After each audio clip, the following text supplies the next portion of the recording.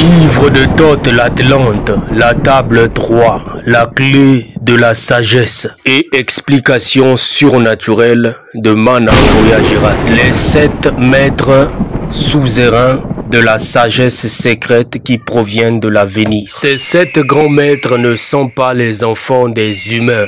On les appelle 3, 4, 5, 6, 7, 8 et 9. En effet, ils n'ont pas de forme, mais ils donnent la forme aux enfants des humains, car ils proviennent du futur. Ils sont sans vie et pourtant ils vivent pour toujours.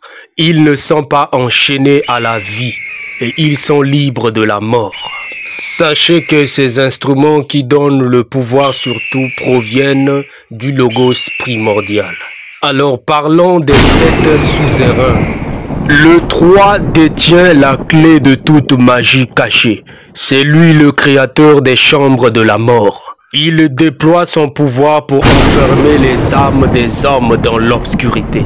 C'est le seigneur de tout ce qui est négatif pour les enfants des hommes. Par ses explications, il est clair que le 3, c'est le seigneur des 6 anges de la mort. Il est le premier-né de la mort, celui qui fait descendre les 3 échelles de la vie. En effet, le chiffre 3 montre les 3 étapes de la chute de la vie humaine, qui sont l'adolescence, l'âge adulte et la vieillesse. Ensuite, nous avons le 4. C'est le libérateur des âmes des enfants des hommes. Son corps est de lumière et les flammes sont ses modes d'expression. Ici, c'est l'entité liée à la vie ou encore l'ange de la vie qui porte le chiffre 4, car le chiffre 4 est lié à la délivrance, à la restauration.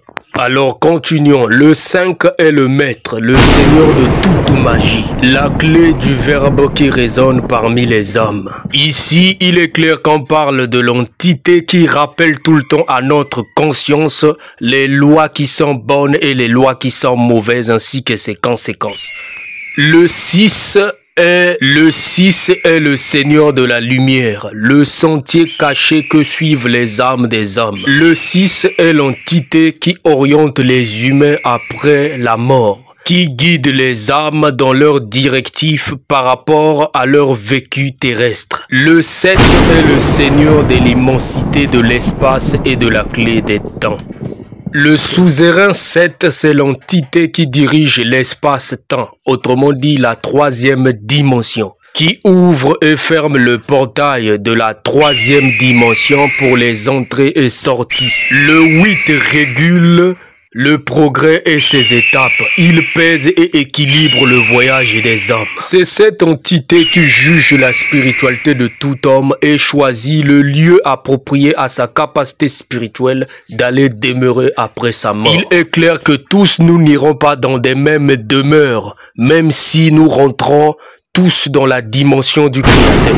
Et le suzerain 9 est le dernier. Il est le Père, car son mode d'expression est vaste. Il prend forme et se transforme à partir du sans forme.